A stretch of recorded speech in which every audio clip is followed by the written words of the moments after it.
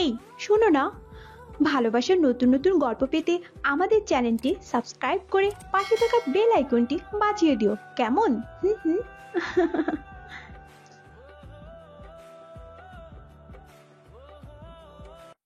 ঠাস ঠাস ঠাস শব্দে কেঁপে ওঠে সাব্বিরের গাল। চোখে আধার দেখতে দেখতে সামনে দাঁড়িয়ে থাকা মেয়ের দিকে তাকায়। নীলা দাঁড়িয়ে আছে। নীলাকে দেখেই সাব্বির চোখটা নামিয়ে নিয়ে বলে, সরি নীলা, আমার ভুল হয়ে গিয়েছে। নীলার আগে গর্জে উঠে বলে, ভুল? তোর সাহস হলো কি করে আমার গাড়িতে হাত দেওয়ার? জানিস এই গাড়িটার দাম কত কোটি টাকা? আমার ভুল হয়ে গিয়েছে নীলা, প্লিজ রাগ করবে না। আসলে এমন গাড়ি কলেজে আগে দেখিনি তো, তাই ছুঁয়ে দেখতে ইচ্ছে করছিল। সামনে থেকে যা তো, ভিখারির বাচ্চা। সকাল সকাল মুডটাই নষ্ট করে দিল। আজ সকালে ওই চাকরানির মুখ দেখেছিলাম বলেই এই ভিখারির দেখা পেলাম। সাব্বির কতক্ষণ নীলার সামনে দাঁড়িয়ে থেকে মাথাটা নিচু করে নীলার পাশ থেকে চলে আসে। কলেজ ক্যাম্পাস থেকে কলেজের ক্যান্টিনে আসতেই এগিয়ে আসে কয়েকটা ছেলে সাব্বিরের দিকে, আর এসে হাসতে হাসতে বলে, কিরে সাব্বির, নীলা তোকে দেখি আজও মারলো। মারবেই তো, এই শালা মফিজ যে কোনো জবাবই দেয় না। আমি হলে তো শালিকে একদম কাঁচা চিবিয়ে খেতাম। হ্যাঁ, ঠিক বলেছিস। বাবার টাকা আছে তো, তাই একটু বেশি ভাব নেয়। শালিকে একদিন বাগে পেলে পুরো ছিঁড়ে খাবো। তার হবে না বলে মনে হয় না রে, কারণ ওর উপর তো আমাদের বস আশিক ভাইয়ের নজর। আমরা হাত দিতে গেলে আমাদের হাতটাই না কেটে নেয়। চুপ করতে আশিক, কে বস? আর মানতে ইচ্ছে করে না। শালা একটা পয়সাও দেয় না, শুধু দু পেগ খেতে দেয়। সাব্বির ওদের কথা শুনে কি বুঝলো জানি না, তবে ওদের পাশ কাটিয়ে ক্যান্টিনের দিকে যেতে নেবে অমনি রাহাত সাব্বিরের হাতটা চেপে ধরে বলে, আব্বে শালা যাচ্ছিস কোথায়? তোকে যেতে বলেছি আমি। রাহাতের কথায় সাব্বির থমকে দাঁড়ায়, আমতামতা করে বলে, না ভাইয়া, তবে ক্ষুধা পেয়েছিল তো খুব, খেতে যাচ্ছিলাম আর কি। ওরে বাবা, তোর মতো ভিখারি বাচ্চা আবার ক্যান্টিনে দামি খাবার খাবে? এই আবির শাকিল, চল চল, আজ আমরাও খাবো। আমাদের খাবারের বিলটা আজ সাব্বির দেবে। সাব্বির ওদের কথা শুনে মাথাটা নিচু করে ফেলে। সকালে বাবার থেকে নিয়ে আসা 100 টাকার নোটটা বুক পকেট থেকে বের করে বার কয়েক দেখে নেয়। তারপর দীর্ঘ নিঃশ্বাস ফেলে রাহাতদের টেবিলের দিকে এগিয়ে গিয়ে মাথাটা আগের ন্যায় নিচু করে বলে, রাহাত ভাই, আপনি জানেনই আমি গরিব, নিজের পরনের কাপড়ও কিনতে পারি না। সেখানে আপনাদের পেট ভরে খাওয়ানো আমার জন্য বিলাসিতা হয়ে যাবে। আরে চুপ কর, ওইসব আমরা জানি না। তুই আজ ট্রিট দিবি, আমরা যা খাবো খাওয়াবি, নয়তো তোকে এমন ডেয়ার দেব। কথাটা বলেই রাহাত হেসে ওঠে। এমন সময় রাহাতকে তাকিয়ে থাকতে দেখে শাকিল বলে ওঠে, আরে দোস্ত থাম থাম, ভিখারির পয়সায় পেট ভরে না খাওয়াই উত্তম। ওকে বল কি খাওয়াবে। একটু আগে তো একটা মুরগি বানিয়ে বিফ তেহারি খেলাম, পেট ফুল হয়ে আছে। শাকিল কথায় আবির নিজেও সায় দিয়ে বলল, হ্যাঁ রাহাত, শাকিল ঠিকই বলেছে। এই শালাকে অন্যদিন সাইজ করব, আজ হালকার উপর ছেড়ে দে। রাহাত মুচকি হেসে সাব্বিরের টি শার্ট খামচি দিয়ে টেনে ধরে এগিয়ে নিয়ে আসে আর বলে, কিরে সাব্বির, বল কি খাওয়াবি? সাব্বির মাথা নিচু করে বলে, ওই আর কি ভাই, আপনাদের দুটো করে আলুর সিঙ্গারা আর একটা কুক খাওয়াতে পারবো। আচ্ছা যা, তোকে কিছু বলবো না আজ, কারণ পার্টনাররা সাড়া দিল না আজ। সাব্বির আশেপাশে থেকে ক্যান্টিনে কাজ করা বছর 15-এর একটা ছেলেকে ডেকে ওঠে। এই জয়, 6টা সিঙ্গারা আর একটা 1 লিটারের কুক নিয়ে আয়, রাহাত ভাইয়েরা বসে আছে তো। সাব্বিরের কথা শুনে মায়া ভরা চাহনিতে সাব্বিরের দিকে তাকায় জয়। তারপর দুষ্টুমির হাসি দিয়ে সিঙ্গাড়া কোক রেখে যেতেই গপাগপ খেয়ে ফেলে ওরা। তারপর বড় বড় কয়েক চুমুক কোকের বোতলে চুমুক দিয়ে বিজয়ের হাসি হেসে সাব্বিরকে বলে, পেট ভরা ছিল বলে বেশি গেলি, চল ফোট এখন। রাহাতরা চলে যেতেই সাব্বির ঢোক গিলে বসে পড়ে চেয়ারে। আধ খাওয়া প্লেটের পড়ে থাকা সিঙ্গাড়া আর কোকের দিকে তাকিয়ে মুচকি হেসে হুট করে সিঙ্গাড়াটা মুখে নিয়ে চিবাতে শুরু করে, আর কোকের বোতলে চুমুক দিয়ে জয়কে ডেকে ওঠে, জয়, একটা সস নিয়ে আয় তো, এদের তো সস দিতে ভুলে গিয়েছিলি। সস কি করবে ভাই? সিঙ্গারায় তো নেই। নেই মানে? দেখ না, 3 জনের পেটেই আধ খাওয়া 3টা সিঙ্গারা পড়ে আছে। জানিস তো, বাবা বলেছে খাবার নষ্ট করতে নেই। ভাই তুমি এমন কেন? অন্যের এটো খাবে? দাও, ওসব আমি কুকুরকে খেতে দিব। না রে, এটা সম্ভব নয়। কুকুরকে দিলে আমি কি খাবো বল? এমনিতেই বিল 100 টাকা হয়ে গেছে, আমার কাছে আর যে টাকা নেই। জয় সাব্বিরের কাঁধে হাত রেখে বলে, ভাই তুমি আমার এইখানে কাজের ব্যবস্থা করে দিয়েছো। আগে আমি ফুটপাতে ঘুমাতাম, এখন ঘুমাই এই হোটেলে। 3 বেলা খাবারও খাই বেশ। আজকে আমি তোমাকে খাওয়াবো। দূর বেটা, বেশি ভালো শাস্তি যাস না, তোকে না মারবো এক চড়। ও, তুমি যাই বলো, আমি আসছি বিরিয়ানি নিয়ে, একসাথে খাবো আজ। জয় চলে যায়। সাব্বির তাকিয়ে থাকে জয়ের দিকে। এই জয়কেই কিছুদিন আগে ফুটপাত থেকে তুলে এনে হোটেল মালিককে অনেক বলে কয়ে চাকরি নিয়ে দিয়েছিল। না ছিল কোনো রক্তের সম্পর্ক, না ছিল পূর্ব পরিচয়, তবে সেদিন থেকেই জয় সাব্বিরকে নিজের আপন ভাইয়ের চেয়েও বেশি কিছু ভাবে। জয় বিরিয়ানি নিয়ে আসে। সাব্বির খাবে না করলেও খেয়ে নেয়। তারপর 100টা বিল দিয়ে ক্যান্টিন থেকে বের হতেই আবারও রাহাত সাব্বিরের টি শার্টের কলার চেপে ধরে বলে, ভিখারি বাচ্চা, আমাদের সিঙ্গারা খাইয়ে বিদায় করলে, তারপর নিজে বিরিয়ানি খেলি, তোকে তো আজ। কথাটা বলে রাহাত সাব্বিরকে মারতে যাবে, অমনি সাব্বির বলে ওঠে, আরে আরে রাহাত ভাই, লাগছে আমার, দয়া করে ছেড়ে দিন। আমি কিনে খাইনি, ওটা জয় ওর বাগ থেকে আমাকে দিয়েছিল। তাই তো বলি, তোর মতো খ্যাত আবার হোটেলে বসে বিরিয়ানি খেতে পারবে নাকি? রাত ছাড় এই বস্তির ছেলেকে, গা থেকে গন্ধ আসছে, দেখছিস কেমন? নোংরা পানি দিয়ে গোসল করে বোধহয়। চল যাই, আশিক ভাই ডেকেছিলেন। শালা আর ডাকার সময় পায় না, যখন তখন ডাকে, আর আমাদেরও যেতে হয়। চল না রাহাত, শুনলাম বেশ কয়েকটা মাল এনেছে, আর 2 প্যাকেট জায়গায় পুরো বোতল মেরে দেবনি। কথাটা বলে হাসতে হাসতে চলে যায় ওরা তিনজন।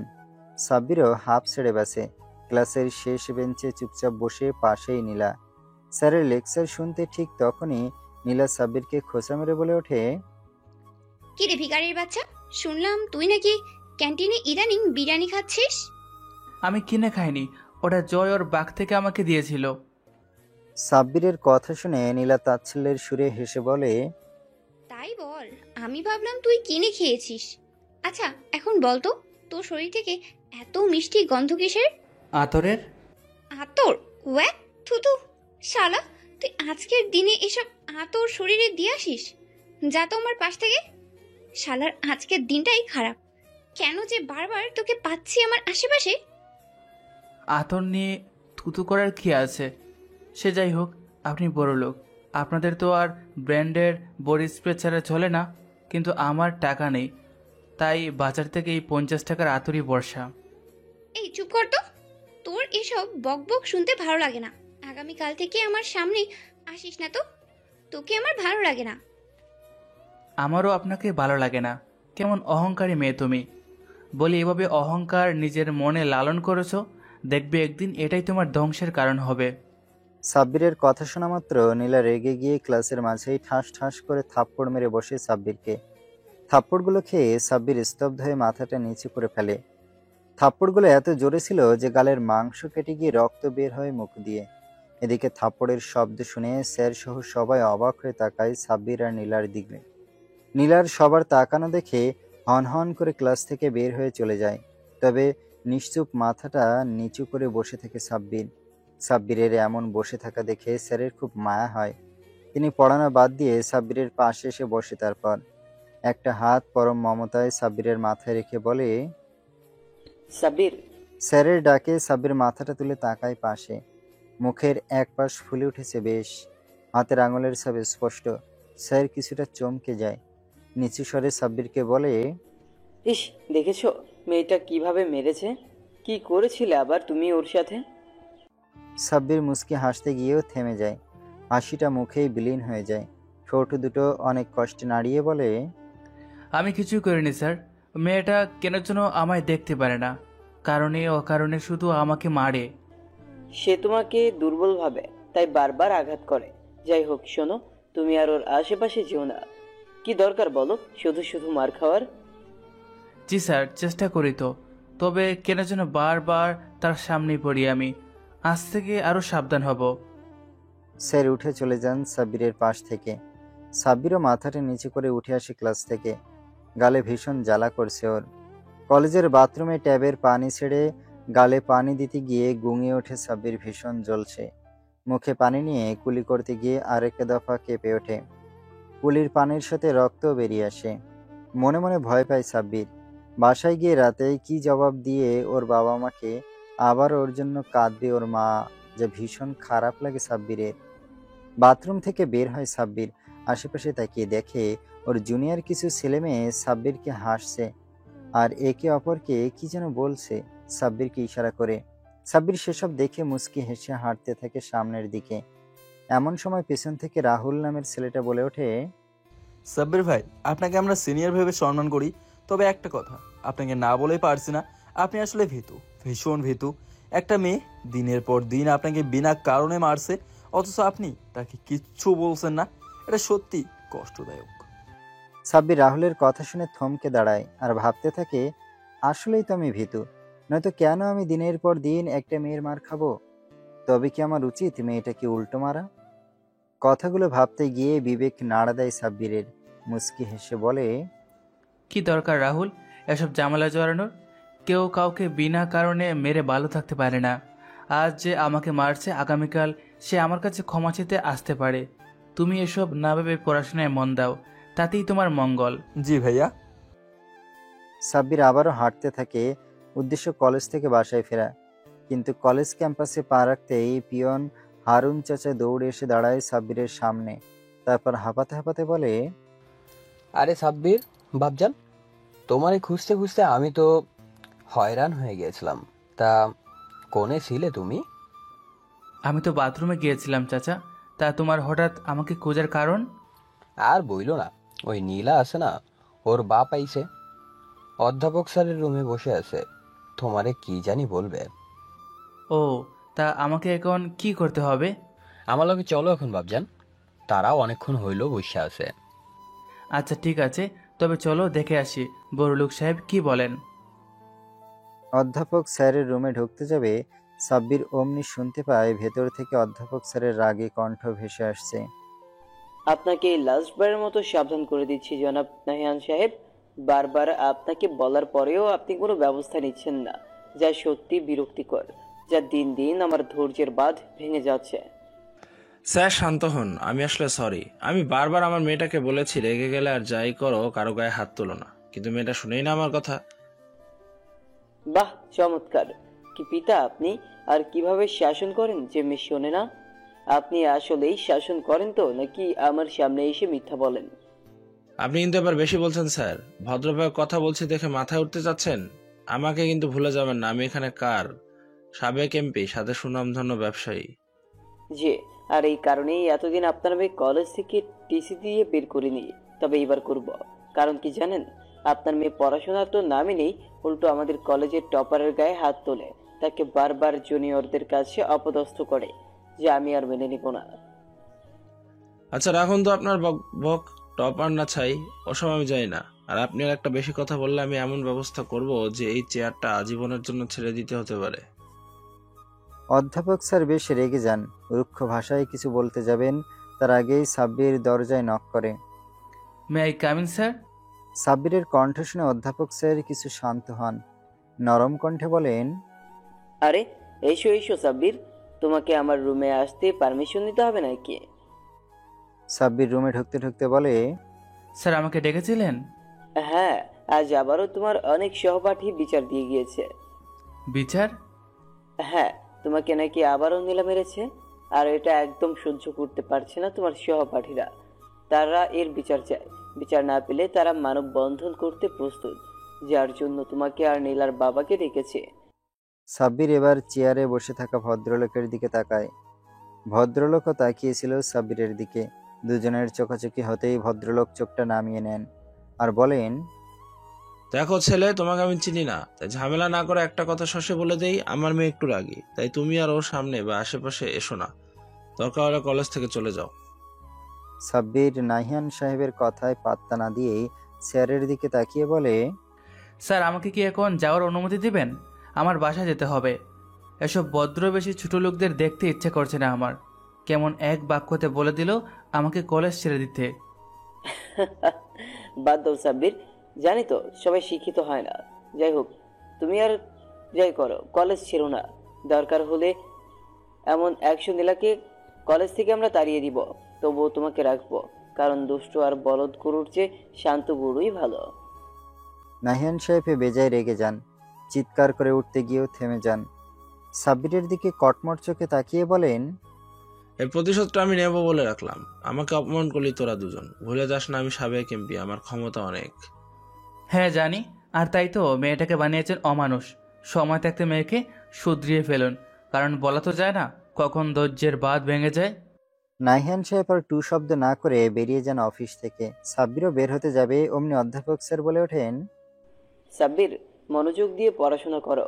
মনে আছে তো, সামনে পরীক্ষা, তোমাকে এবারও টপ হতে হবে কিন্তু। চেষ্টা করবো স্যার। চেষ্টা নয়, করে দেখাতে হবে। যদি টপ হতে পারো, আমি বললাম কলেজের পক্ষ থেকে তোমাকে একটা নতুন ল্যাপটপ কিনে দেওয়া হবে। সাব্বির মুচকি হেসে বেরিয়ে আসে অফিস থেকে। আবার হাঁটতে থাকে ক্যাম্পাসের সামনে দিয়ে। এমন সময় একটা মেয়েলি কণ্ঠে কেউ একজন ডেকে ওঠে সাব্বিরকে। সাব্বির, এই সাব্বির, দাঁড়াও। সাব্বির থমকে দাঁড়িয়ে যায়। পিছনে তাকিয়ে দেখে মেহু ওর দিকে হাত নাড়াতে নাড়াতে এগিয়ে আসছে। সাব্বিরও এগিয়ে যায়। তারপর, আরে মেহু, তুমি এখানে? হ্যাঁ, আমি এখানে। কেন, অন্য কাউকে আশা করছিলে বুঝি? আরে না, তুমি ছাড়া কেউ আমাকে ডাকে নাকি বলো? সে যাই হোক, হঠাৎ নিজের এলাকা ছেড়ে এখানে এসে? কারণ আছে বলি এখানে। দূর, হেয়ালি না করে বলো তো তুমি হঠাৎ এখানে কেন? বাবার সাথে দেখা করতে এসেছিলাম আর একটা খুশির খবরও এনেছি। তাই নাকি? তা বলো তোমার সেই খুশির সংবাদ। আমি আমার আগের কলেজ থেকে ট্রান্সফার হয়ে এখানে এসেছি। আজ থেকে তোমার সহপাঠী আমি। বাহ, এত দারুণ। তা অধ্যাপক স্যার কিছু বলেনি? তুমি না কত কত রিকোয়েস্ট করে রাজশাহী পড়তে গেলে, আবার হঠাৎ সেখান থেকে বগুড়া? বাবার জন্যই এলাম। কি দরকার বাবা মাকে ছেড়ে দূরে মেসে পড়ে। যাই হোক, তোমাকে এখন দেখলাম বাবার রুম থেকে বের হতে। তা কি করতে গিয়েছিলে? আর বলো না মেহু, এই কলেজে একটা মেয়ে আছে, নাম নীলা। মেয়েটা আমাকে দু চোখে দেখতেই পারে না, সামনে পেলে বিভিন্ন অজুহাতে মারে। বেশ তো করেছো। তা তুমি বুঝি শুধু চুপচাপ মারগুলো হজম করে নাও? তো কি করব, আমিও কি মারবো নাকি তাকে? তুমি তো জানোই আমি মেয়েদের অতিরিক্ত সম্মান করি। আর তার কারণেই তোমার কপালে শুধু জোটে মাই। ঠিক বলেছি না? তা অবশ্য ঠিক বলছো। যাই হোক, আমি আজ যাই কেমন? আমার আবার টিউশনিতে যেতে হবে। টিউশনি? পড়ালেখা বাদ দিয়ে আজকাল টিউশনি করতে শুরু করেছো নাকি? তাছাড়া কি করব, চলতে তো হবে নাকি? বাবার ওই 10,000 টাকা বেতনের চাকরিতে সংসারই তো চলে না, সেখানে পড়ালেখার খরচ দেবে কি করে? আগে কি ছোট করবে না সাব্বির, একদম। তিনি যথেষ্ট করছেন। তা আন্টির কি অবস্থা? আজ যাবনি তোমাদের বাসায়। বলেও এটা করো না, আমাদের বাসাটা আগের চেয়েও খারাপ হয়ে গিয়েছে। তোমাকে বসতে দেওয়ার মতো চেয়ারও নেই, শুধু শুধু কষ্ট হবে তোমার। এই যে মিস্টার, বেশি কথা বলা শিখলে কোথা থেকে? আমি ছিলাম না, তাতে এত কথা বলা শিখে গেছো? আজ আমি যাবই। যাব মানে যাব, বুঝতেছো? আমি যাবই। সাব্বির মুচকি হেসে মেহুর গাল টেনে দিয়ে বলে, যেদি বাপটা আর গেল না তোমার। আচ্ছা যেও, তবে আমি থাকবো না বাসায়, বুঝলে? টিউশনি আছে। মেহু আর কিছু বলতে যাবে তার আগেই মেহুর বাবা অধ্যাপক আব্দুল্লাহ স্যার পেছন থেকে বলে ওঠেন, আরে তোরা দুজন এখানে? আমি ভাবলাম তোরা চলে গিয়েছিস। বাবার কথা শুনে মেহু পিছনে ফিরে মুচকি হাসি দিয়ে বলে, আর আর বলো না বাবা, সাব্বিরকে অনেকদিন পর দেখলাম তো, তাই আর বাসায় যাওয়া হয়নি, গল্প করছিলাম। করো, সমস্যা নেই। তবে এখন চলো বাসায়। আমি বাসায় যাচ্ছি, কলেজও বন্ধ হয়ে যাবে এখন। মেহু সাব্বিরের দিকে তাকিয়ে মুচকি একটা হাসি দিয়ে বলে, জনাব টপার বয়, আজ আসি। বিকেলে ঠিক সময় তোমাদের বাসায় উপস্থিত হব, মনে রেখো। মেহু আর বাবার সাথে গাড়িতে করে চলে যায়। সাব্বির কতক্ষণ দাঁড়িয়ে থেকে আবারও হাঁটতে শুরু করে, উদ্দেশ্য টিউশনিতে যাওয়া। ডাইনিং টেবিলের আগে গজগজ করতে করতে নাহিয়ান সাহেব হাতে থাকা গ্লাসটা ফ্লোরে ছুঁড়ে মেরে মেয়ে নীলার দিকে তাকিয়ে বলে, তোকে কতবার বলেছি কারো উপর হাত তুলিস না, কিন্তু তুই আমার কথাই শুনিস না। জানিস না ওই ভিখারির বাচ্চা কলেজ টপার, ওকে মারা মানে পুরো কলেজকে মারা। আমি এখন যদি নিজের ক্ষমতা দিয়ে কিছু করি তবে দেখবি পুরো কলেজের ছাত্রছাত্রী মানববন্ধন শুরু করবে। নীলা ওর বাবার কথার জবাবে স্বাভাবিক ভঙ্গিতে বলে ওঠে, আমি জানি বাবা, তবে তুমি ভয় পাচ্ছ কেন? আমি খোঁজ নিয়ে জেনেছি ওই ভিখারির বাচ্চার বাবা আমাদের অফিসের পিয়ন। মেয়ের কথা শুনে নাহিয়ান সাহেবের মুখে দুষ্টুমির হাসি ফুটে ওঠে, তবুও মুখটা গোমড়া করে বলে, সে যাই হোক, আজ তোমার জন্য আমাকে কলেজে অপমানিত হতে হলো। আমি চাই না তুমি আর কারো গায়ে হাত তোলো। জানোই তো ইদানিং ছাত্ররা অনেক বেশি বিপজ্জনক হয়ে উঠেছে। যে কোনো সময় একটা আন্দোলন করে ফেললে পুরো জীবন আমার জেলে কাটাতে হতে পারে। আরে ধুর বাবা, তুমি দেখছি প্রচুর ভীতুর ডিম হয়ে গেলে। আমি তোমার মেয়ে, বুঝলে? কোনো ভয় নেই। ওই কুত্তার বাচ্চাকে আমি এমন শিক্ষা দেব যে জীবনে আর অপমান করতে সাহস পাবে না। নাহিয়ান সাহেব এবার কিছু থেমে যান। টিপ টিপ পায়ে মেয়ের পাশে গিয়ে বসে শান্ত কণ্ঠে বলেন, আচ্ছা আগে বলতো, তুই কেন ছেলেটাকে বিনা কারণে মারিস? ও কি কিছু করেছে তোর সাথে? আমি তো দেখলাম ওর একগাল পুরো লাল হয়ে ছিল। হবে না, আবার ক্লাসে অনেক জোরে মেরেছে যে। ওসব বাদ দে, আগে বলতো তুই কেন ওকে মারিস? ও কি কিছু করেছে নাকি এমনি রেগে গেলে ওকে মেরে রাগ কন্ট্রোল করিস? আরে বলো না বাবা, ওর জন্য আমি আমার বেস্ট ফ্রেন্ড মেহুকে হারিয়েছি। ওর ভিখারির বাচ্চার জন্য মেহু আমাকে সময় দিত না। তুমি তো জানোই মিহুকে আমি কত পছন্দ করি। বুঝলাম, তবে শোনো মা, তোমার মা মারা যাওয়ার পর থেকে আমি তোমাকে তেমন কিছু বলিনি, তুমি কষ্ট পাবে বলে। তবে না বলে আর পারছি না। আজ থেকে তুমি আর ওই ছেলের গায়ে হাত দিও না। পারলে এড়িয়ে যাবে বা কথা রাখাতে তাকে কষ্ট দাও, তবু গায়ে হাত দিও না। জানোই তো গায়ে হাত তুললে দাগ আর প্রমাণ থেকে যায়, কিন্তু কথার আঘাতের কোনো চিহ্ন থাকে না। ঠিক আছে বাবা, এখন তুমি যাও, আমিও রুমে যাই। ভালো লাগছে না আর এসব বক বক। নাহিয়ান সাহেব চলে যান বাইরে, আর নীলাও রুমে চলে যায়। স্যার, আজকে কি কেউ আপনাকে মেরেছে নাকি আজও মশা মারতে গিয়ে নিজের গালের 12টা বাজিয়ে ফেলেছেন? পড়াতে পড়াতে ক্লাস 10-এর ছাত্রের মুখে এমন কথা শুনে কিছুটা লজ্জা পায় সাব্বির।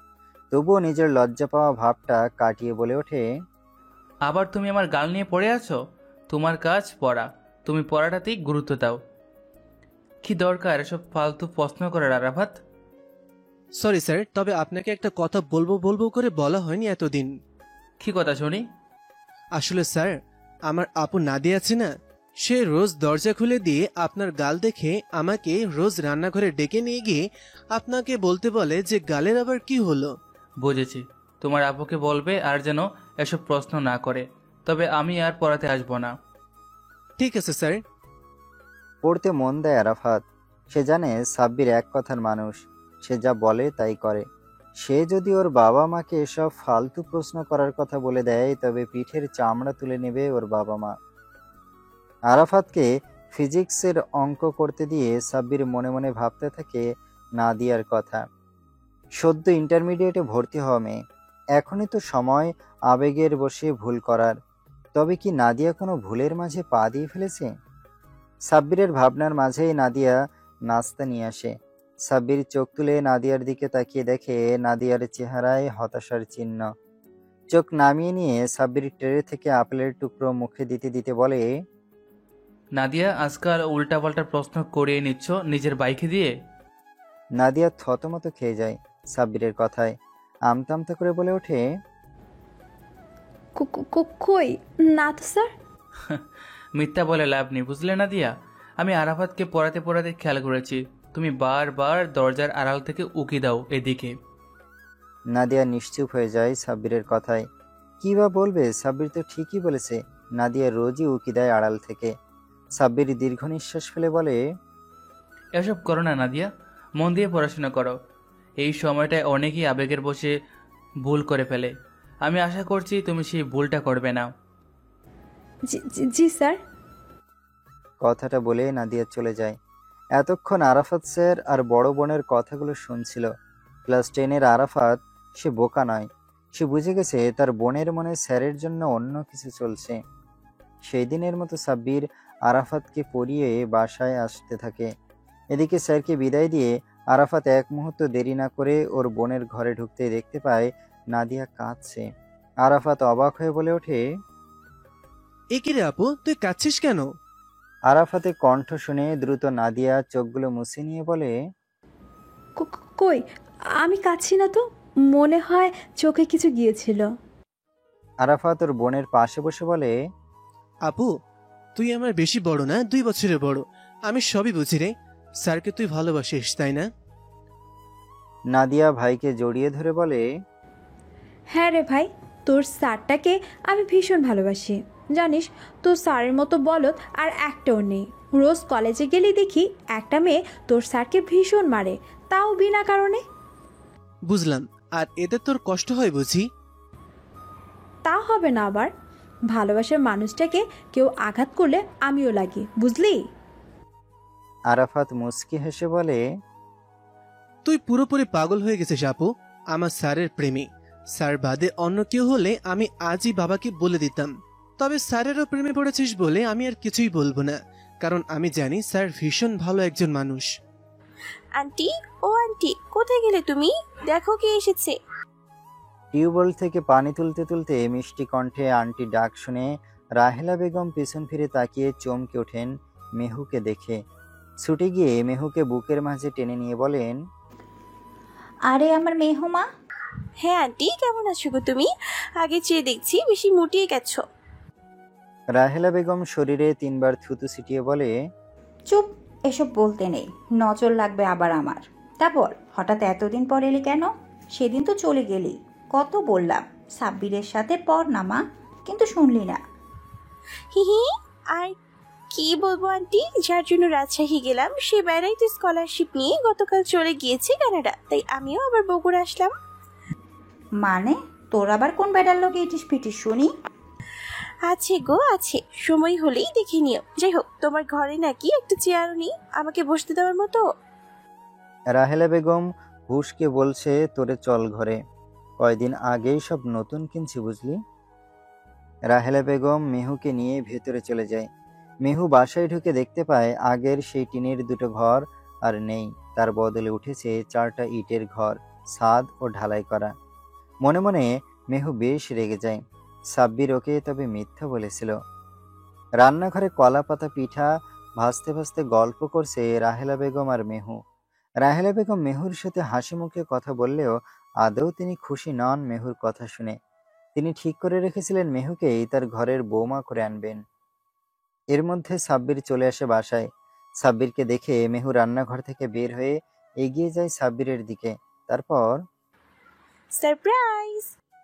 সাব্বির ভুরু নাচিয়ে বলে, কিসের সারপ্রাইজ রে মেহু? কিসের আবার? তোকে বলেছিলাম না তোর বাসায় আসবো, দেখ এসে গেছি। তাতে কি হয়েছে? যা কিচেনে গিয়ে ওই 2 পয়সার কলা পাতা পিঠা খা। মেহু সাব্বিরকে খোঁচা মেরে বলে, এছাড়া আর কি বা খাওয়াতে পারবি তুই শুনি? সাব্বির মেহুর খোঁচা শুনে খানিকক্ষণ চুপ থাকে, তারপর মুখে হাসি টেনে বলে, আজ বলবো না সেটা, তবে একদিন তোকে সারপ্রাইজ দেব, বুঝলি? ভীষণ বড় সারপ্রাইজ। অপেক্ষায় থাকলাম ভাই, এখন চল কলা পাতা পিঠা খাই দুজন একসাথে, বেশ হয়েছে। রাতে মেহু বিদায় নিতে সাব্বিরকে রাহেলা বেগম আফসোসের সুরে বলে ওঠেন, আমার স্বপ্ন আর পূরণ হলো না রে বাবা। সাব্বির খেতে খেতে বলে, কি স্বপ্ন পূরণ হলো না মা? কত স্বপ্ন ছিল মেহুকে তোর বউ করে ঘরে আনমু, কিন্তু আজ মেহু কইলেও ওর নাকি বয়ফ্রেন্ড আছে, তার জন্যই ও রাজশাহী গিয়েছিল।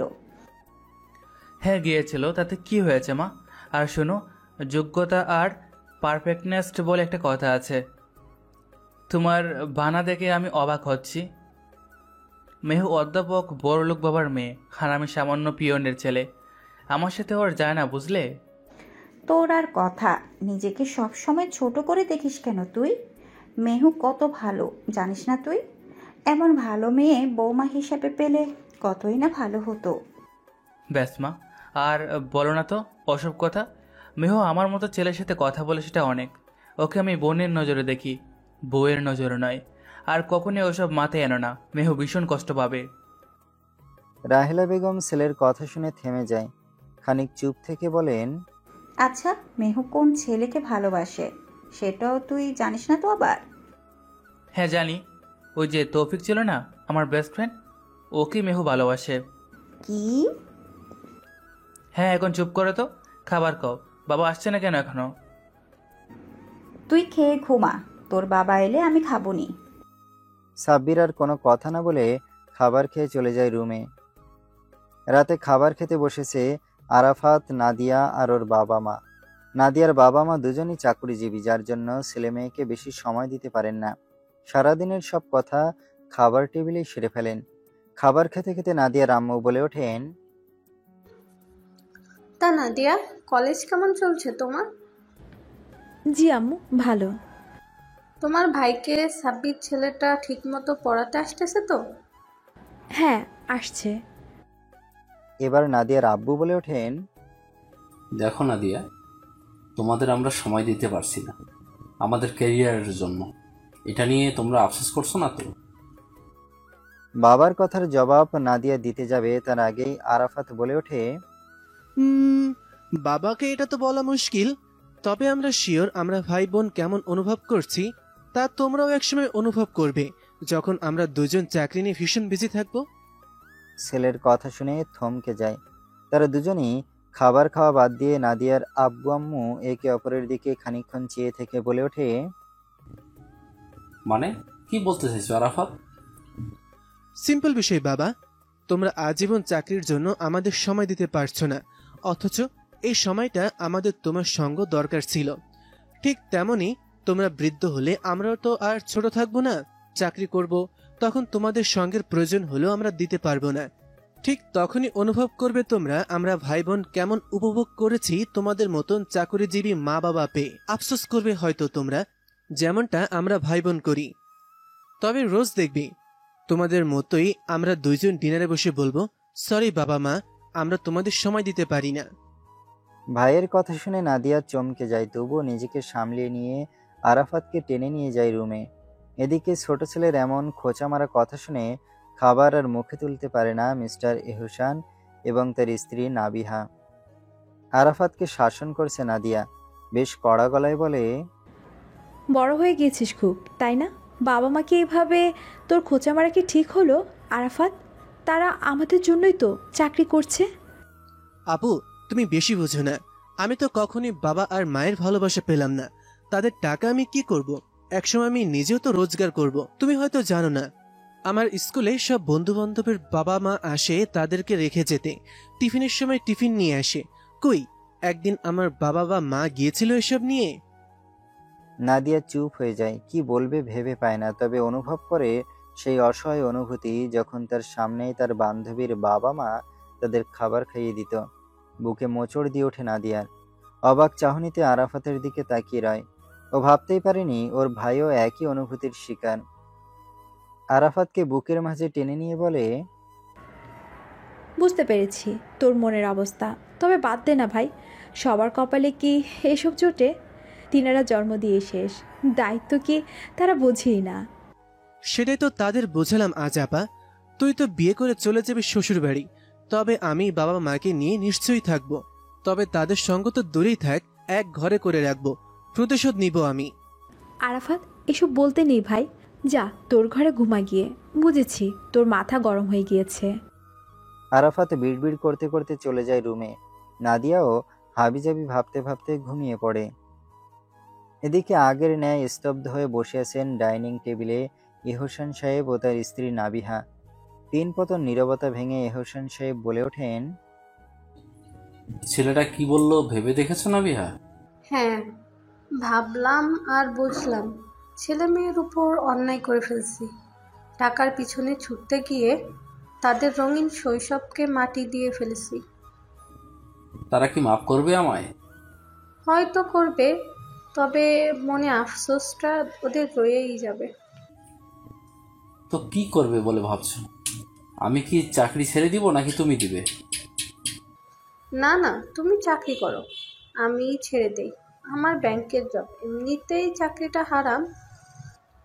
তুমি তো কলেজের প্রভাষক, কন্টিনিউ করো। তবে তাই হোক, আগামীকাল রিজেন লেটার জমা দিয়ে দিও।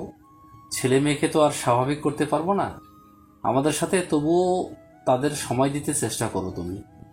আশা করি ওরা একটু হলেও মেনে নিবে। যাই হোক, খাবারটা খেয়ে নাও, তারপর চলো ঘুমাই, ক্লান্ত ভীষণ। সাব্বিরের মা, ও সাব্বিরের মা, দরজা খোলো, আয়শা গেছি আমি। রাহেলা বেগম হাসি মুখে দরজা খুলে দেয়। রহিম সাহেবও হাসি মুখে ঘরে এসে বসেন সোফায়। রাহেলা বেগম কিচেন থেকে এক গ্লাস পানি এনে রহিম সাহেবের হাতে দিতে দিতে বলেন, আজ আসতে এত দেরি হলো কেন সাব্বিরের বাবা? জানো আমি কতক্ষণ ধরে অপেক্ষায় ছিলাম? আর বইল না, অফিসে নতুন এক ঝামেলা আইসা পড়ছিল, তাই দেরি হলো আসতে। রোজ রোজ কি যে হয় সবার, আমারে খালি দৌড়ের ওপর রাখে। তোমারে কতবার কইলাম চাকরি ছাইরা কোনো ব্যবসা শুরু করো। এই যুগে 10,000 টাকায় কি আর চলে বলো? এই চাকরি না সারি সাব্বিরের মা, চাকরির আর মাত্র 2 বছর আছে, এরপরই তো 10 লাখ টাকা পামো। ওই টাকা দিয়ে পোলার একটা ভালো চাকরির ব্যবস্থা করবো। বাবার কথাগুলো ঘর থেকে শুনে ফেলে সাব্বির। মুচকি হেসে ঘর থেকে বের হয়ে এসে ওর বাবার সামনে বসে তারপর বাবার হাত দুটো চেপে ধরে বলে, বাবা, তোমার ছেলের মেধা আছে, চাকরি এমনিতেই পাবো, কোনো প্রকার ঘুষ দিতে হবে না, তুমি নিশ্চিন্তে দেখো। তা না হয় থাকলাম, তবুও হাতে টাকা রাখা ভালো নয় কি? কখন কোন বিপদ আসে না আসে। রাখো, সমস্যা নেই, তবে কোনো খারাপ কাজে ওই টাকা নষ্ট করবে না। আচ্ছা বাপজান, তা তুমি খাইছো? হ্যাঁ খাইছি, তুমি খেয়ে নাও। রহিম সাহেব ছেলের মাথায় হাত দিয়ে বলে, আমি জানি রে বাবা, আজকের যুগে 100 টাকা হাত খরচে কিছুই হয় না, বেশি দিতে গিয়েও পারি না, সংসারে টানে পড়ে। রোজ তোর ওই সব তরকারি খাইতে কষ্ট হয় বাপজান। আরে দূর বাবা, কী সব যে বলো না তুমি। যাও, ফ্রেশ হয়ে এসে খেতে বসো, আমি গড়ে গেলাম ঘুমাবো। রহিম সাহেব বুক পকেট থেকে 500 টাকার একটা নোট বের করে এগিয়ে দিয়ে বলে, এইটা রাখো, আর আমারে একজন বকশিস দিছে, এটা দিয়ে কিছু লাগলে খরচ কইরো। সাব্বির টাকাটা হাতে নিয়ে চলে আসে রুমে, আর রহিমও যান ফ্রেশ হতে, ক্ষুধা পেয়েছে যে তার। কলেজ ক্যাম্পাসে বসে আছে মেহু, সামনেই দাঁড়িয়েছে নীলা। দুজনের চোখাচোখি হতেই দুজনেই অভিমানে চোখ নামিয়ে নেয়। নীলা তো এক ধাপ এগিয়ে মুখটা গোমড়া করে একপাশে ফিরে বলে ওঠে, বাব্বা, আজ কাকে দেখছি ক্যাম্পাসে আমি? মেহু নাকি তুই? কোনো এলিয়েন? মজা না কুত্তি। আমি মিহুই, আমার দিকে আবার তাকা না। না না, তোর দিকে তো তাকাবো না আমি। তুই একটা ভিখারির বাচ্চার জন্য আমাকে ভুলে গিয়েছিলি, চলে গিয়েছিলি রাজশাহী। আরে বাদ দে না, আবার তো ফিরে এসেছি। সে যাই হোক, তুই আবার ভিখারি বাচ্চা কাকে বলছিস? থাক, তোর আর ঢং করা লাগবে না, এদিকে এগিয়ে আয়। কতদিন হলো তোকে জড়িয়ে ধরি না আমি। মেহু দৌড়ে গিয়ে জড়িয়ে ধরে নীলাকে। খানিকক্ষণ জড়িয়ে ধরে থাকার পর দুজন স্বাভাবিক হয়ে আমতলায় গিয়ে বসে। তারপর, এখন বলতো তুই হঠাৎ এখানে কেন? কেন মানে, আমি তো গতকালও এসেছিলাম। হেয়ালি না করে সত্যিটা খুলে বলতো, তোর আবার কোনো উদ্দেশ্য নাই তো? আমার আবার কি উদ্দেশ্য থাকবে শুনি? রাজশাহী যার জন্য গেলাম সেই বেড়াই তো কানাডা চলে গিয়েছে, আমি একা ওখানে থেকে কি করব বল? তাই চলে এলাম আবারও নিজ শহরে। মানে আমাদের তোর মনে পড়েনি? তোর বেডানা থাকাই ফিরে এসেছিস? যা কুত্তি, তোর সাথে আর কোনো কথাই নেই। আরে আরে আরে রাগ করিস কেন, মজা করছিলাম তো। তা এবার বলতো, কলেজের টপার ছেলে নাকি মেয়ে?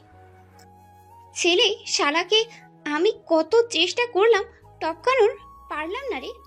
আর না পারার কারণেই শালাকে সামনে পেলে অপমান আর মাইর দেই। কি বলিস, টপারকে মারিস? তা সেই টপার তোকে কিছু বলে না? কি বললে শুনবি? শালা তো আস্ত একটা পিয়নের ছেলে, ওর কি কোনো যোগ্যতা বা পাওয়ার আছে আমাকে কিছু বলার? তাও কথা। যাই হোক, তুই এখানে থাকতো, একটু আমি দেখে আসি ওই শালা সাব্বির আসছে না কেন। মেহুর মুখ থেকে সাব্বির নামটা শুনে নীলা মনে মনে হেসে ওঠে আর ঠিক করে মেহুর সামনেই ওকে ইচ্ছা মতো মারবে আজ। কলেজ গেট দিয়ে সাব্বির ক্যাম্পাসে প্রবেশ করতেই কোথা থেকে রাহাত দৌড়ে এসে সাব্বিরের টি শার্টের কলার চেপে ধরে বলে, ওই শালা, গতকাল মেয়ের সাথে তোর এত কিসের আলাপ হয়েছিল রে? কই কই কিছু না তো ভাই। শালা মিথ্যে বলছে রাহাত, আমি নিজের চোখে দেখেছি শালারা কি সুন্দর খিলখিল করে হাসতে হাসতে কথা বলছিল। আমার তো মনে হচ্ছে মেহুর সাথে এর কোনো কিছু চলছে। শাকিলের কথা শুনে রাহাত জোরে এক ধমক মারে ওকে, তারপর সাব্বিরের গালে ঠাস ঠাস করে দুটো থাপ্পড় মেরে বলে, শোন, তোকে বারণ করে দিচ্ছি, এখনই মেয়ের থেকে দূরে দূরে থাকবি, বুঝলি? কিন্তু ভাই, মেহু আমার ছোটবেলার বেস্ট। তাছাড়া আপনার কে হয় মেহু শুনি? বোন নাকি বউ যে আপনার কথা শুনে দূরে থাকবো আমি ওর থেকে? সাব্বিরের কথা শুনে রাহাত রেগে গিয়ে মারতে নেবে, তার আগেই রাহাতের পেছন থেকে মেহু বলে ওঠে, কে রে রাহাত, তুই দেখছি একটু বদলাসনি, আবারও সেই আগের মতো বাড়াবাড়ি করছিস। রাহাত লজ্জা লাল হয়ে পেছনে ফিরে তাকায় মেহুর দিকে আর বলে, কি করব বলো, তোমার জন্য একটু একটু করতেই হয়। এই শালাকে বুঝিয়েছিলাম যেন তোমার আশেপাশে না আসে। ও বাবা, তাই নাই?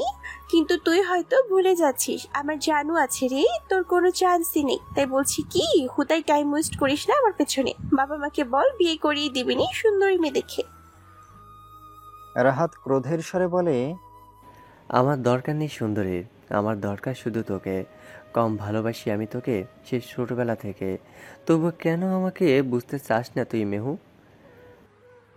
এই চুপ, আর একটা কথা বলি, থাপ্পড় মেরে সব দাঁত ফেলে দিব বলে দিলাম। এই সাব্বির দোস্তায়। সাব্বির মেহুর সাথে চলতে শুরু করে।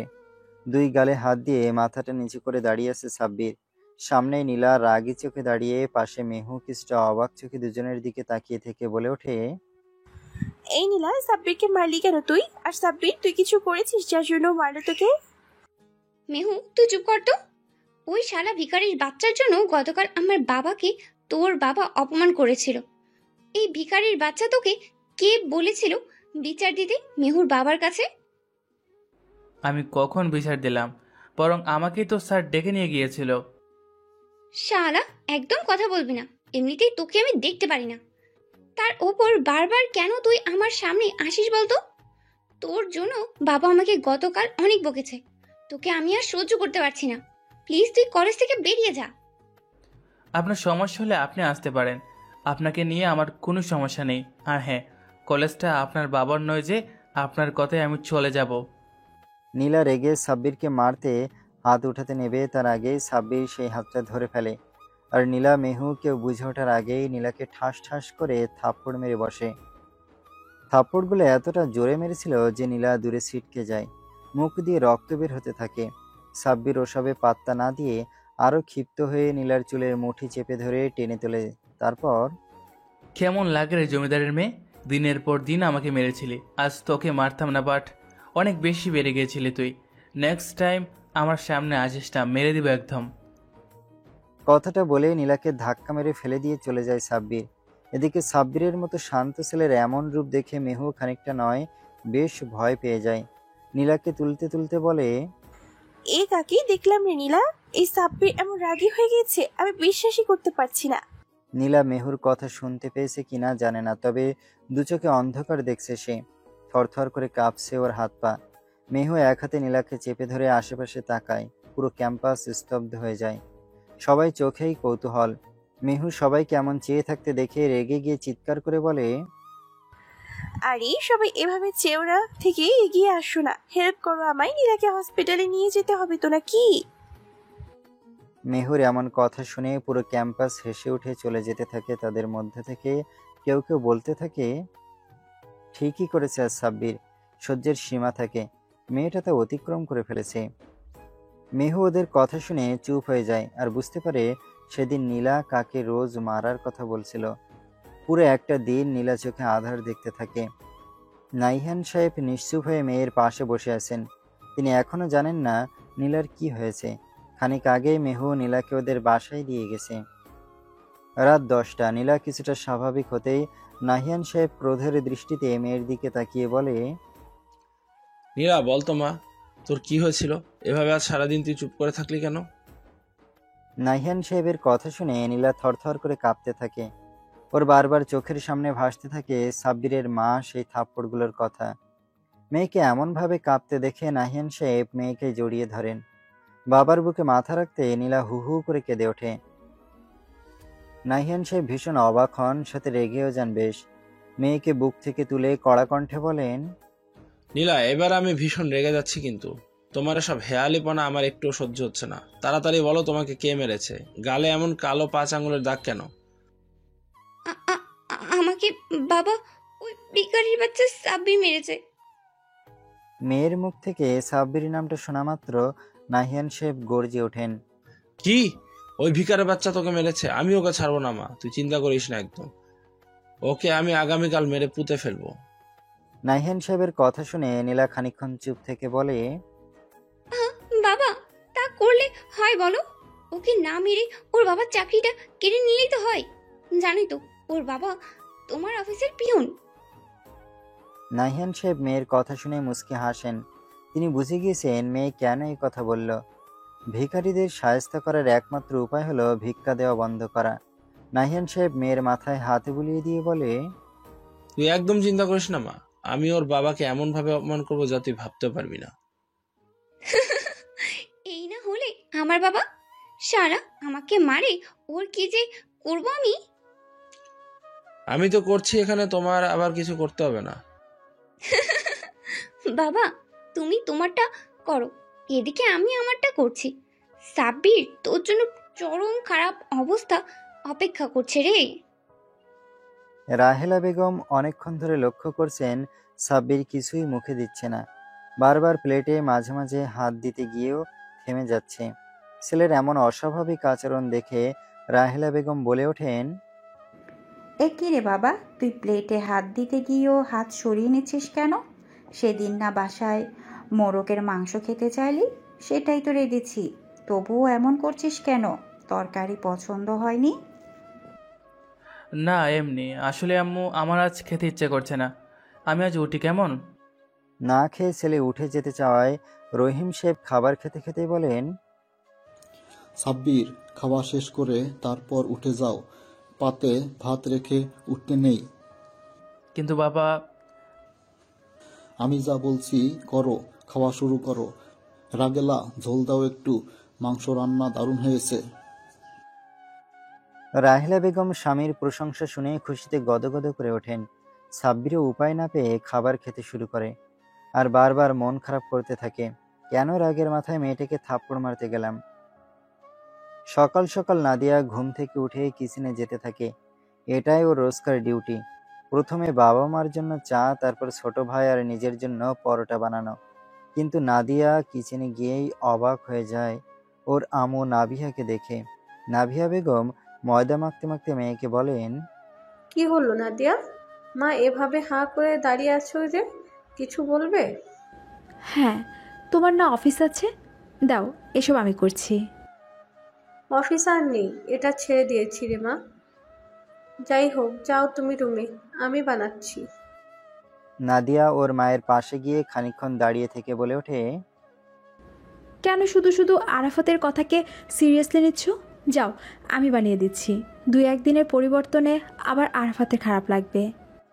নাভিয়া বেগম মেয়ের কাঁধে হাত রেখে বলে, না মা, আমি সত্যি গতকাল রাতে ইমেল করে আমার রিজাইন লেটার পাঠিয়ে দিয়েছি। আমি আর চাকরি করছি না, আমি এখন গৃহিণী আর তোমাদের গুড আম্মু। নাদিয়া মুচকি হেসে চলে আসে রুমে। ও এটাই তো চাইতো, তবে সাব্বিরের কথা ভেবেই নাদিয়ার হাসি উধাও হয়ে যায়। কেননা রোজ সাব্বিরের জন্য নাস্তা আর দরজার আড়াল থেকে লুকিয়ে লুকিয়ে সাব্বিরকে দেখা হয়তো আর হবে না। ব্রেকফাস্টে বসে এহসান সাহেব ছেলে আরাফাতের দিকে তাকিয়ে বলেন, আরাফাত, রেডি হয়ে এসো, আমরা একসাথে স্কুলে যাব, তোমার বিষয়ে কথা বলার ছিল। কি যে বলো না বাবা, তোমার না কলেজ আছে, আমি যাবানি একাই। এহসান সাহেব কমল স্বরে বলেন, দেখতে দেখতে স্কুল জীবন তো শেষ করে ফেলেছো। আমি বাবা হিসেবে গুটি কয়েক দিনেই তোমাকে স্কুলে রেখে এসেছি। এখন আমাকে সুযোগ দাও তোমাকে শেষ কয়েকটা দিন রোজ স্কুলে নিয়ে যেতে। আসলে মানুষ মাত্রই ভুল বাবা, আমাদের চোখে চাকরি সব ছিল, তবে আমাদের ভুল ভেঙে গেছে। আচ্ছা ঠিক আছে, লাস্ট চান্স, এরপরে আর করো না। এহসান খান আর তার স্ত্রী নাভিয়া দুজনেই হাসেন, সাথে নাদিয়া আর আরাফাতও। বাবা ছেলে একসাথে বের হয়ে যায় বাসা থেকে।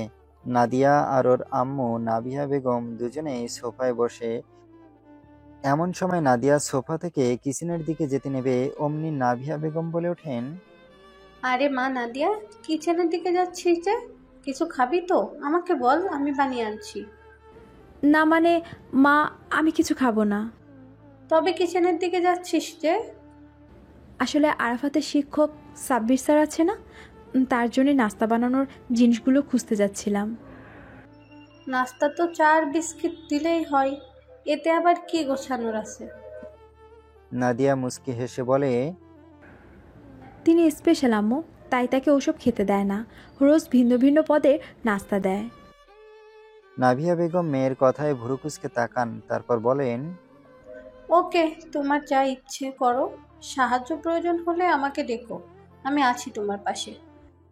নাদিয়া ওর আম্মুর কথা শুনে খুশিতে গদগদ করতে করতে চলে যায় কিচেনে।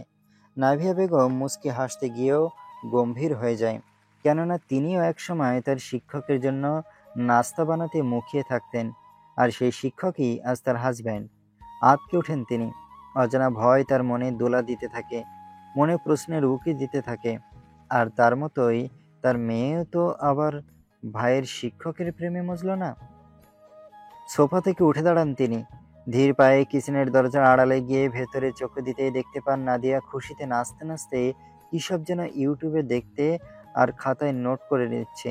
নাভিয়া বেগম বুঝেন তার মেয়ে নতুন কোনো রেসিপি ইউটিউব দেখে নোট করে নিচ্ছেন।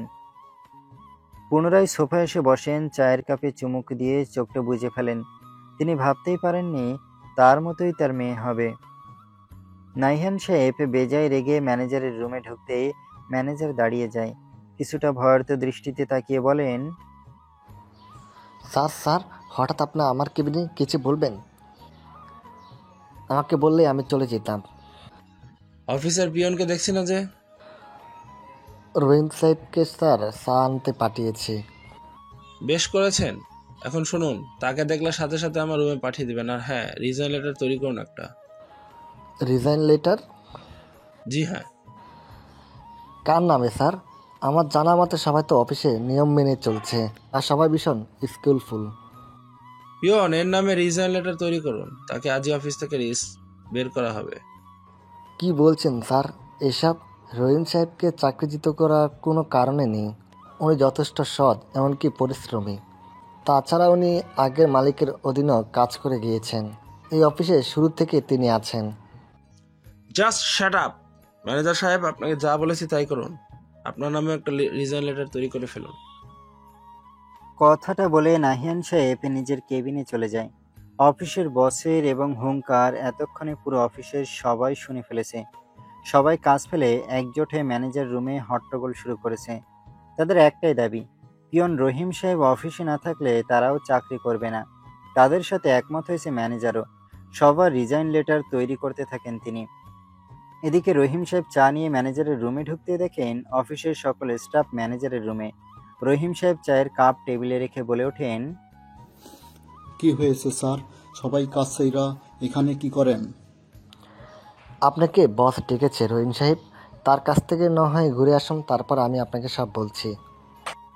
রহিম সাহেব কথা না বাড়িয়ে নাহিয়ান সাহেবের কেবিনে নক করতেই নাহিয়ান সাহেব হুঙ্কার ছাড়েন, ভেতরে আসুন জনাব রহিম সাহেব। স্যার আমাকে ডাকছিলেন? জি, আপনাকে ডেকেছিলাম। আপনাকে আমি আর অফিসে রাখতে চাচ্ছি না, আপনি দয়া করে অফিস থেকে রিজাইন দিয়ে চলে যান। রহিম সাহেব বসের কথা শুনে অবাক হয়ে যায় আর বলে, কি বলছেন স্যার? আমি কি কোনো ভুল করেছি? করলে মাফ করে দিন স্যার। চাকরিটা গেলে আমরা পথে বসবো। ওসব জানি না আমি রহিম সাহেব। আমি অবাক হচ্ছি আপনার মতো ভিখারির ছেলে কিভাবে আমার মেয়ের গায়ে হাত তোলে। দূর হয়ে যান সামনে থেকে। ম্যানেজার সাহেব, রিজাইন লেটার নিয়ে আসুন রুমে। বসের ডাক শুনে ম্যানেজার রিজাইন লেটার নিয়ে এসে বসের টেবিলের উপর রাখতেই নাহিয়ান সাহেব ভুরুকুচকে বলে, দেখি এখানে এতগুলো লেটার কেন? আমি তো শুধু পিয়নেরটা লিখতে বলেছি। স্যার অফিসের সবাই রিজাইন লেটার পাঠিয়েছে, তারা আর চাকরি করবে না এই অফিসে, এমনকি আমিও না। নাহিয়ান সাহেব স্তব্ধ হয়ে যান। তার চেহারার কণ্ঠ থেকে রাগী ভাবটা উধাও হয়ে যায়, বদলে ভর করে ভয়। হ্যাঁ, লোনের ভয়। অফিসের নাম করে তিনি 100 কোটি টাকা লোন নিয়েছিলেন ব্যাংক থেকে। একসাথে এতগুলো কর্মী চলে গেলে তিনি নিঃস্ব হয়ে যাবেন। কি বলছেন ম্যানেজার সাহেব? হঠাৎ আপনারা এমন সিদ্ধান্ত নিলেন কেন? অফিসে আপনাদের কোনো সমস্যা হচ্ছে কি? বা বেতন কম দিচ্ছি কি আমি? ওসবের থেকেও বড় কিছু করতে চাচ্ছেন স্যার।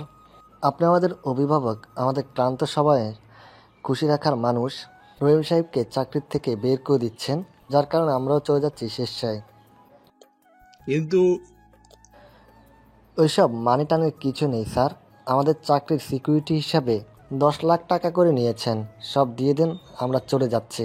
তাছাড়া নিয়ম অনুযায়ী রহিম সাহেব দীর্ঘ 30 বছর এই অফিসে চাকরি করেছে। পেনশন সহ বোনাস সহ তিনি পাবেন 15 লাখ টাকা। তার টাকা তাকে বুঝিয়ে দিন। নাহিয়ান সাহেব এবার ঘামতে শুরু করেন। এসির মাঝেও ঘাম দিয়ে গোসল করে ফেলেন। তার মাথায় এত কিছু ছিলই না। সব ধারণার বাইরে রাগের মাথায় তিনি হিতাহিত জ্ঞান হারিয়ে ফেলেছিলেন। এতক্ষণ চুপ থাকলেও এবার রহিম সাহেব মুচকি হেসে মুখটা খোলেন। স্যার, কিছু বলছেন না যে? কলেজের ছেলেমেয়ের কাহিনী নিয়ে আমাকে চাকরিচ্যুত করতে চাচ্ছেন? আমি সব খোঁজই নেই ছেলের কলেজে। আমি জানি আপনার মেয়ে আমার ছেলেকে রোজই মারে, তাও বিনা কারণে।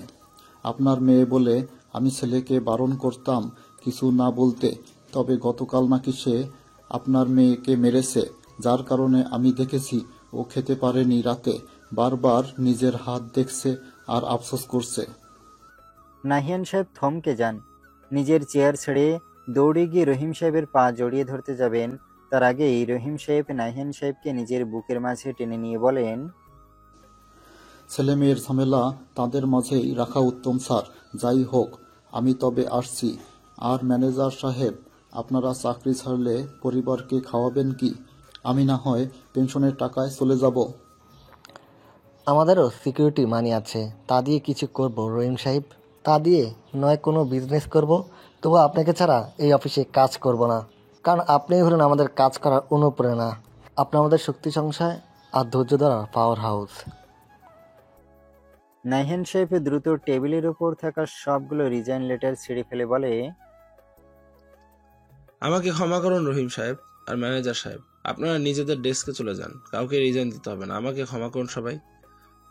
ম্যানেজার সহ সকল স্টাফ মুচকে হেসে চলে যায়। তাদের ন্যায় রহিম সাহেবও চলে যান স্টাফদের ডেস্কে ডেস্কে তাদের কি দরকার তা পূরণ করতে। সবাই চলে যেতেই নাহিয়ান সাহেব ধপ করে নিজের চেয়ারে বসে পড়েন। বুকের ধুকপুকানি ক্রমশ করতে থাকে। শান্তি অনুভব করতে থাকেন তিনি। তবে ভয় কিছুই কাটেনি তার, বরং বেড়ে গিয়েছে। তিনি সিদ্ধান্ত নেন আর কোনো ছেলে মানুষই বা রাগের মাথায় কিছু করে বসবেন না। কলেজের ক্যাম্পাসে একটা ছেলেকে হন্যে হয়ে খুঁজছে নীলা। সে সাব্বির নয়, আশিক। হ্যাঁ, আশিককেই খুঁজছে আজ নীলা। হন্যে হয়ে খুঁজতে খুঁজতে পেয়ে যায় আশিককে কলেজের পেছনের ভাঙা পরিত্যক্ত একটা লাইব্রেরির কক্ষের সামনে। দ্রুত পায়ে নীলা আশিকের সামনে গিয়ে বলে ওঠে, আশিক। আশিক মাথা তুলে তাকায় নীলার দিকে।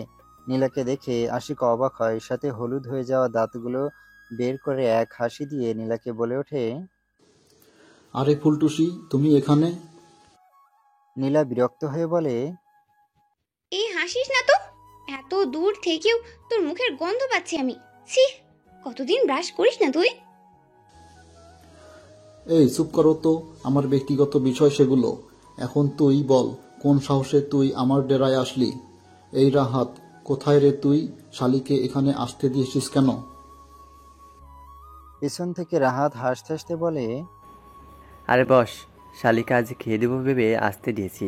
আজই সুযোগ, শালিকে খেয়ে দেয়, খুব ধ্যামাগর। রাহাতের কথা আসেই খুঙ্কার ছাড়ে। শালা, তোর এত বড় সাহস, আমার মালের দিকে চোখ দিস? তোকে তো আমি। কথাটা বলে আশিক খালি মদের বোতল নিয়ে রাহাতকে মারতে যাবে, তার আগেই নেশায় বুঁদ হয়ে থাকা আশিককে রাহাত হুট করেই পকেটে থাকা চাকু বের করে মেরে বসে আশিকের গলায়। ঘটনা আকস্মিক, রাহাতও চমকে যায়। রাহাতের সাথে থাকা আবির আর শাকিলও চমকে গেলেও সামনে থাকা নীলাকে খপ করে ধরে ফেলে। রাহাত স্বাভাবিক হয়ে যায়, আশিকের রক্তাক্ত দেহ লুকিয়ে ফেলে। নীলার দিকে তাকিয়ে রাহাত শয়তানের হাসি দিয়ে এগিয়ে আসতে থাকে। রাহাতকে এগিয়ে আসতে দেখে নীলা প্রচন্ড ভয় পেয়ে যায়। অতিরিক্ত ভয়ে চিৎকার করতেই ভুলে যায়। রাহাত ততক্ষণে নীলার চুলের মুঠি শক্ত করে চেপে ধরেছে। ব্যথায় কোকিয়ে ওঠে নীলা। রাহাত দাঁত কিড়মিড় করে বলে, শালি, তোকে আজ পেয়েছি। অনেক দিন হলো তোকে খেতে ইচ্ছে করেছিল, কিন্তু খেতে পারিনি।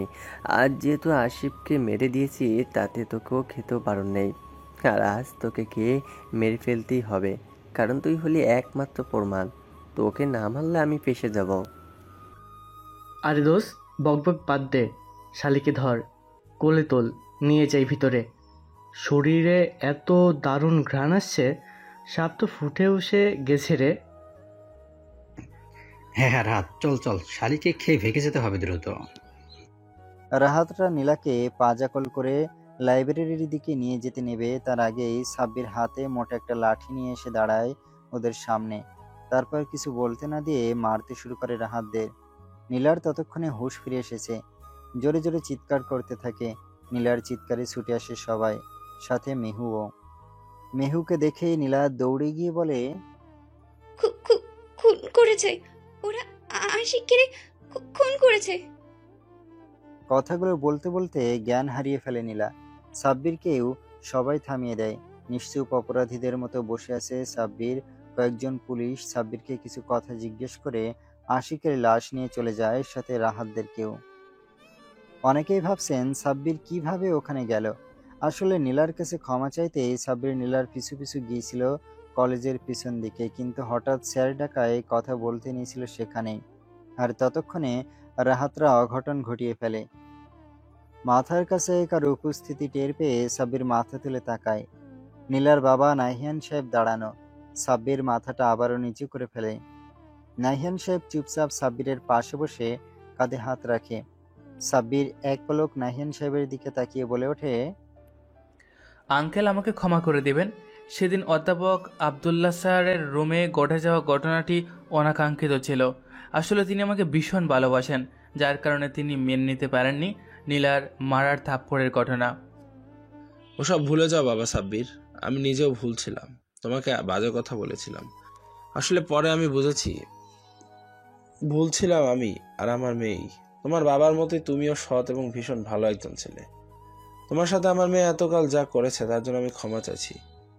ওসব ভুলে যান আঙ্কেল, জীবনে এমন অনাকাঙ্ক্ষিত ঘটনা ঘটে। তোমাকে অসংখ্য ধন্যবাদ আমার মেয়ের জীবনটা বাঁচিয়ে দেওয়ার জন্য। এরই মধ্যে অ্যাম্বুলেন্সের সাইরেন কানে আনে দুজনের। নাহিয়ান সাথে সাব্বিরের পিঠে হাত বুলিয়ে দিতে দিতে বলেন, আজ চলি, মেয়েটাকে হসপিটালে নিতে হবে। তুমি একদিন এসো বাবা আমার বাসায়। জি আচ্ছা আঙ্কেল। নাহিয়ান সাহেব চলে যায়। সাব্বিরও উঠে পড়ে। অনেক সময় হয়ে গেছে, আরাফাতকে পড়াতে যেতে হবে হয়তো। আজ মাসের শেষ দিন, বেতনটাও নিতে হবে। আরাফাতদের বাসায় গিয়ে কলিং বেল বাজাতেই নাভিয়া বেগম দরজা খুলে দেন।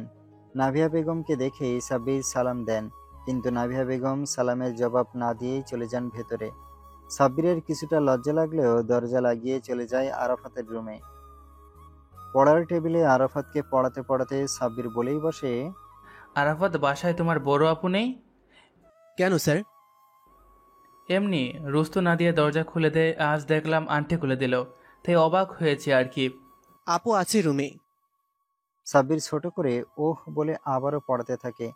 এদিকে নাভিয়া বেগম ঘরে চলে গেলেও কি মনে করে ঘর থেকে বের হয়ে আরাফাতের রুমের দিকে যেতে নেবে, অমনি দেখতে পায় তার মেয়ে নাদিয়া দ্রুত পায়ে আরাফাতের রুমের সামনে থেকে সরে গেল। নাভিয়া বেগমের অসহ্য লাগতে থাকে মেয়ের কাণ্ডে, তবে তিনি কিছু বলতে পারছেন না, কারণ তার মেয়ের কাণ্ডে তার নিজের করা আচরণের কথাগুলো মনে পড়ে যাচ্ছে বারবার। নাভিয়া বেগমের সামনে দিয়ে নাদিয়া নাস্তা নিয়ে আরাফাতের রুমে ঢোকে। নাভিয়া বেগমও প্রবেশ করে। নাদিয়া নাস্তা রেখে চলে গেলেও সাব্বিরের কোনো ইতিবাচক সাড়া বা কোনো পরিবর্তন দেখতে না পেয়ে নাভিয়া বেগম বুঝতে পারেন সাব্বিরের নয়, বরং দোষটা তার মেয়েরই। সাব্বির সেদিনের মতো পড়িয়ে চলে যেতে দরজার দিকে পা বাড়াবে, অমনি নাদিয়া সাব্বিরের সামনে এসে দাঁড়ায়। সাব্বির এই প্রথম চোখ তুলে ভালোভাবে তাকায় নাদিয়ার দিকে। গোলগাল চেহারায় অসাধারণ একটা মেয়ে, হাতে একটা খাম নিয়ে দাঁড়িয়ে।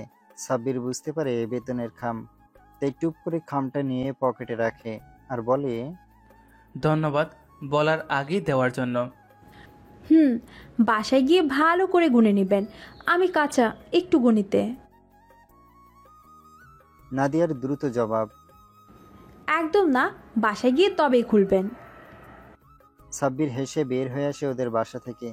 সে জানে আজও হয়তো টাকার মাঝে ছোট একটা চিরকুট লিখে দিয়েছে মেয়েটা। হয়তো চিরকুটে লেখা থাকবে, ভালোবাসি আপনাকে স্যার। দিন দিন সাব্বির কেন যেন মায়ায় পড়ে যাচ্ছে মেয়েটার, না পারছে বলতে, না পারছে মায়া কাটাতে। রাতে খেতে বসেছে সাব্বির, সামনেই ওর বাবা মা। এমন সময় রহিম সাহেব ছেলেকে বলে ওঠেন, শুনলাম তোমাদের কলেজে নাকি খুন হয়েছে। হ্যাঁ বাবা, আশিককে চেনো না? ওই খুন হয়েছে। আশিক, ওই যে তোর সেই ছোটবেলার বন্ধু? হ্যাঁ, আর খুনটা করেছে আমাদের এই বন্ধু রাহাত। কি আর বলবো, ছেলেগুলো নষ্ট হয়ে গিয়েছে, কত বুদ্ধিমান ছিল সবাই। যাই হোক, তুমি সাবধানে থেকো, ওসবের মাঝে তোমাকে যেন না দেখি। জি আচ্ছা। এদিকে খাওয়া দাওয়া শেষ করে নাভিয়া বেগম আর এহসান সাহেব শুয়ে আছে বিছানায়। এমন সময় নাভিয়া বেগম স্বামীকে বলে ওঠেন, আচ্ছা হাসান, তোমার মনে আছে আমাদের বিবাহ কিভাবে হয়েছিল? কিভাবে আবার? তুমি আমার ছাত্রী ছিলে, তারপর ছাত্রী থেকে হলে গার্লফ্রেন্ড, আর শেষে বউ। আচ্ছা, আমাদের মতোই যদি আমাদের ছেলে মেয়ে এসব করে তখন তুমি কি করবে বলো তো?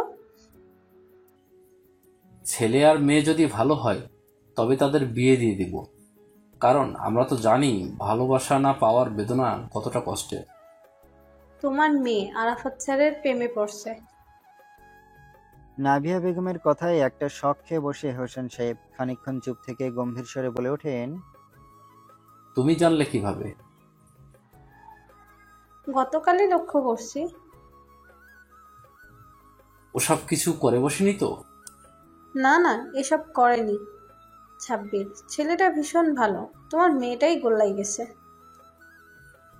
বুঝতে পেরেছি। যাই হোক, ঘুমাও, এসব নিয়ে না ভাবি। আগামীকাল শুক্রবার, তখনই কথা হবে। ব্রেকফাস্ট করতে বসেছে নাদিয়ারা। এমন সময় এহসান সাহেব ব্রেডে মাখন মাখতে মাখতে বলে ওঠেন, মা নাদিয়া, স্যারের প্রেমে কতদিন ধরে পড়েছে?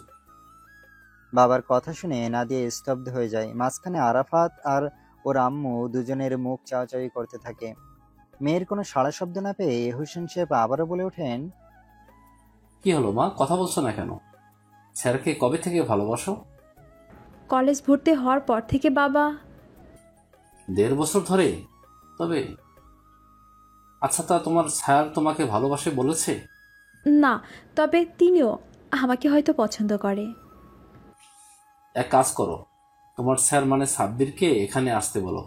জুম্মার নামাজ পড়ে একসাথে ডিনার করে তোমার বিষয়ে কথা বলবো। খাওয়ার দাওয়া শেষ করে চুপচাপ সোফায় বসে আছে সাব্বির, সামনেই নাদিয়ার বাবা মা। এমন সময় এহসান সাহেব বলে ওঠেন, বাবা সাব্বির, নাদিয়ার মনের অবস্থা তো তুমি জানোই, তাই না? মানে আঙ্কেল? তুমি বুদ্ধিমান ছেলে, আশা করছি কোনো ভনিতা করবে না, যা বলার সরাসরি বলবে। নাদিয়া তোমাকে ভালোবাসে, এটা তুমি জানো? জি আঙ্কেল, জানি। তো তার প্রপোজালে রেসপন্স করনি কেন এতদিন? আঙ্কেল, চাইলেই পারতাম। নাদিয়া মেয়েটা ভীষণ ভালো, তবে আমি চাইনি তা করতে, কারণ আমি বেকার। তাই ভেবেছিলাম পড়াশোনা আর কিছুদিন, তারপর চাকরি পেয়ে না হয় আপনাদের প্রস্তাবটা দেব। তবে তার আগেই আমরা জেনে গেছি। জি, গতকাল আমি আন্টির ব্যবহারই বুঝে গিয়েছিলাম। নাভিয়া বেগম লজ্জা পান কিছুটা, সাথে অনুশোচনাও হয়। শুধু শুধু ছেলেটাকে ভুল বুঝেছিল। আমি চাচ্ছিলাম বাবা তোমার সাথে আমার মেয়ের বিবাহটা দিয়ে দিতে, তুমি কি রাজি হবে?